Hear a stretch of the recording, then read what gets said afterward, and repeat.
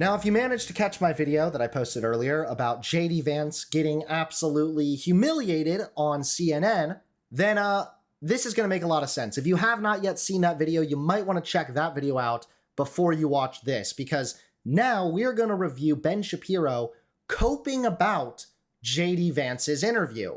An interview that pretty much was universally agreed upon that JD Vance lost. He looked really bad throughout this interview.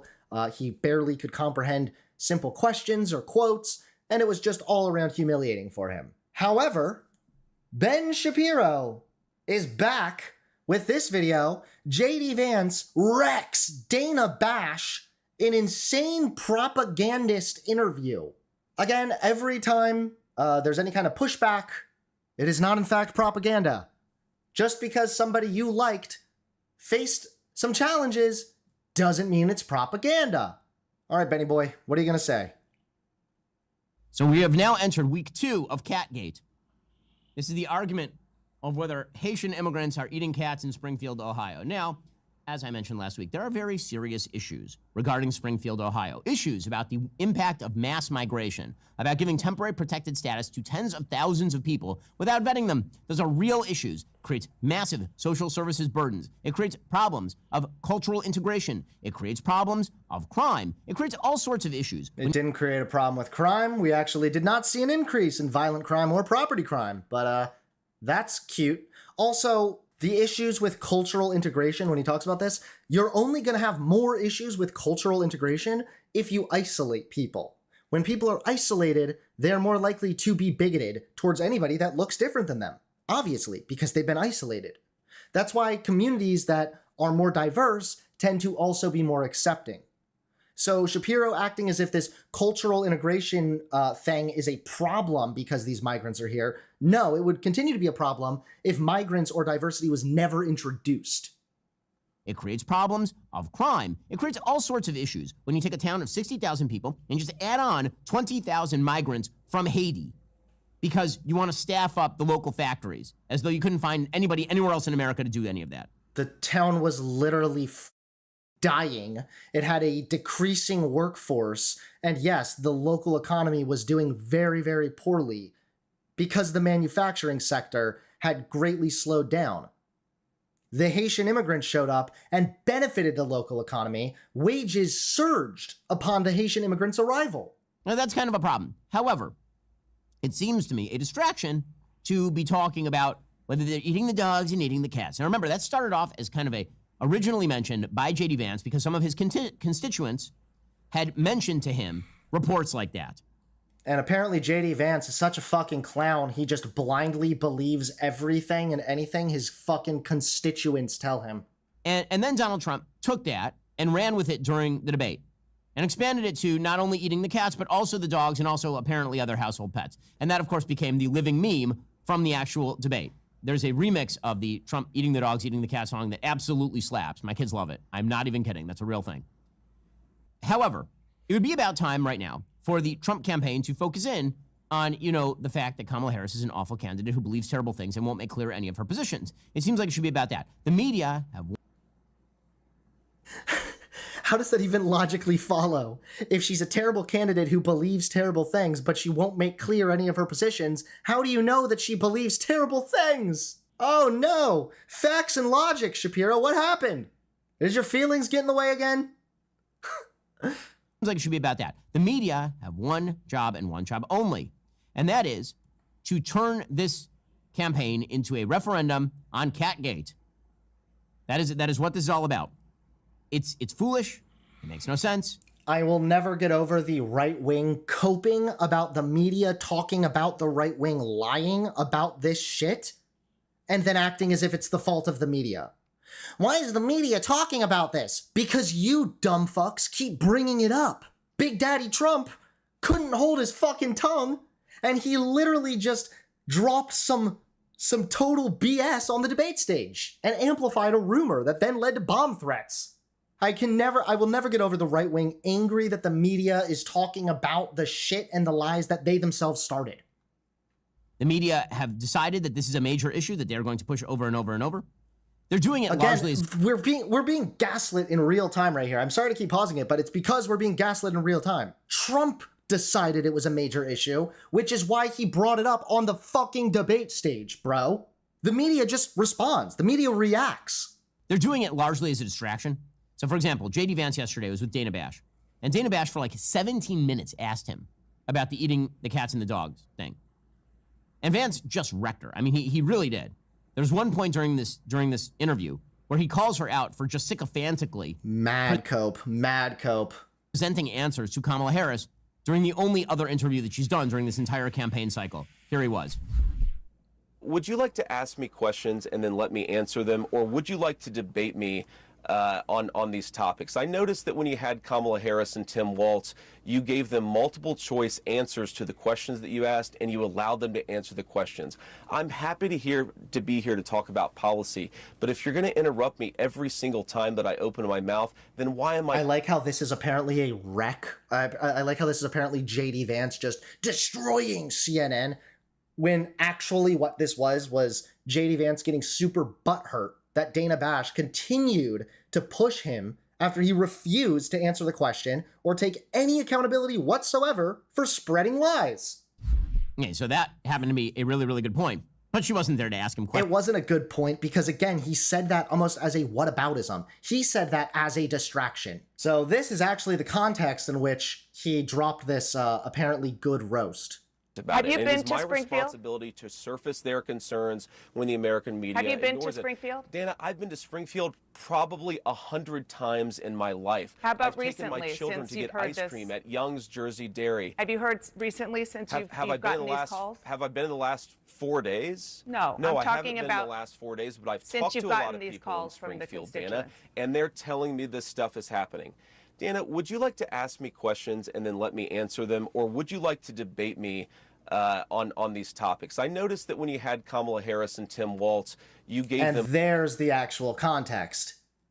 She was asking him, hey, but wait a minute, I'm talking about this thing and you're not answering. And he was saying, are you going to let me answer a question? Even though he was given enough time, multiple different times to answer the question. So sorry, Ben, that was not actually a roast. That was not actually a solid point on J.D. Vance. It made him look like a whiny little baby. Same day that somebody allegedly attempted to shoot Donald Trump again, Dana Bash spent 17 minutes implying that J.D. Vance was responsible for bomb threats in Springfield, Ohio because of Catgate. Nobody is disputing that the town of Springfield, Ohio needs help.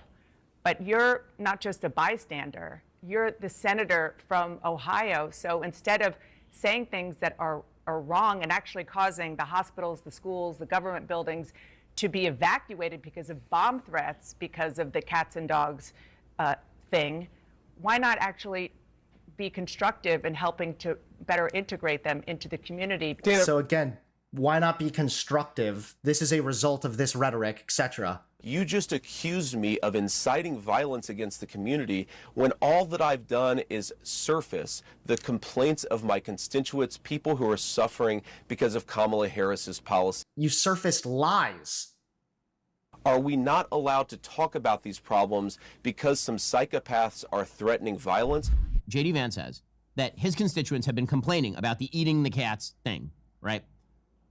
And that he has surfaced that and he has elevated that complaint as sort of the tip of the spear in order to put focus on the problems in Springfield, Ohio.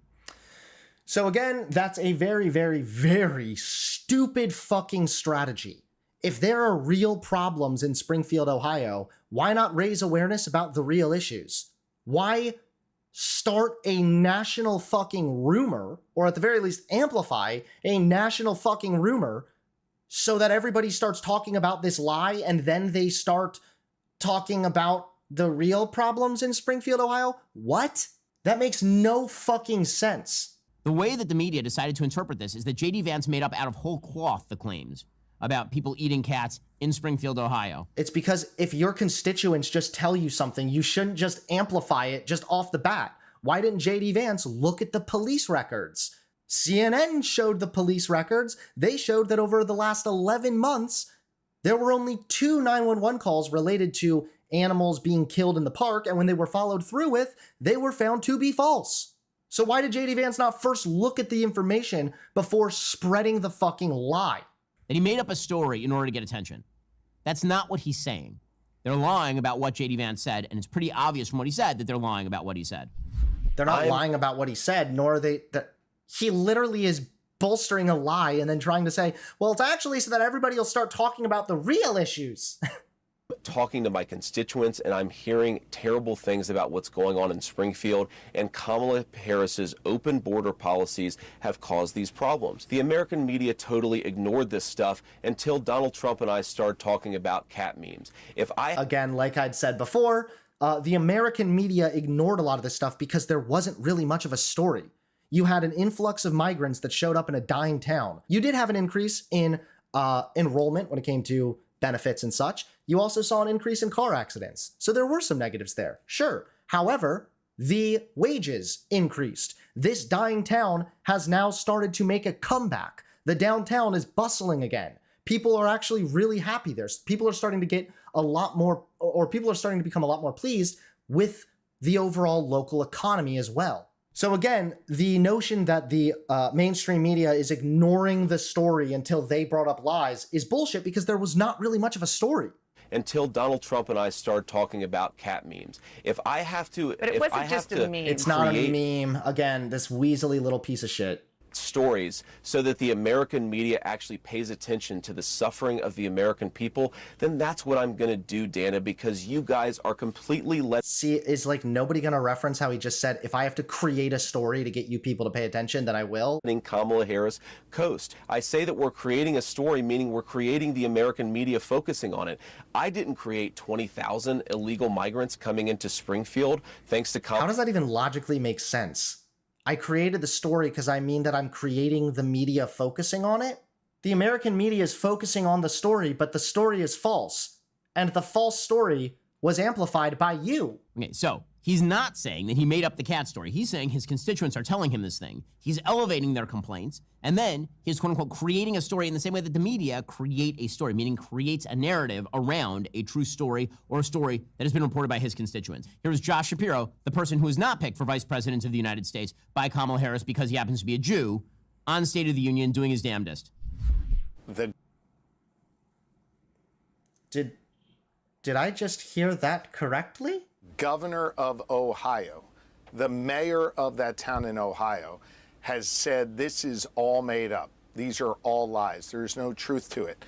And the United States Senator from Ohio just came on your show and blamed his own constituents for his own lies. This guy's so pathetic, but the thing is, it is dangerous. There is a causal connection between the BS that J.D. Vance and Donald Trump spew and the safety and security of the American people. And so, why is Ben Shapiro showing clips in which Josh Shapiro absolutely fucking obliterates J.D. Vance? And so, again, they're going to try and spin this into another Charlottesville hoax or into another bloodbath hoax. This is what they're going to try to do. It's nonsense. Don't fall for the propaganda. With that said, Trump and J.D. Vance need to be focusing full-time, meticulously, on Kamala Harris's record, on her switches of positions, on the fact that she is a liar, on the fact that, as Vivek Ramaswamy said on this show last week, she is the face of the machine. That is what they need to be focusing on. Yeah, please, focus more on that. That'll definitely help you win an election. Kamala Harris is the face of the machine. What does that mean? I don't really know, but it sounds kind of scary, so vote for the guy that I like. I don't really know what to say. This is just a cope fest. This is just Shapiro coping the whole time. He left out important context. He acknowledged that the eating the cats thing is probably false. And then he still defended J.D. Vance's poor reasoning as to why he would amplify falsehoods to try and then bring the focus back onto the real issues. Just very, very confusing. But there you guys have it. Ben Shapiro once again has unfortunately forgotten about facts and has prioritized his feelings. It's very, very sad. If you want to support the channel, please consider becoming a member today. Members get early access to videos, access to all the stream VODs, and exclusive access to emotes as well. So if you'd like to support the channel, become a member today.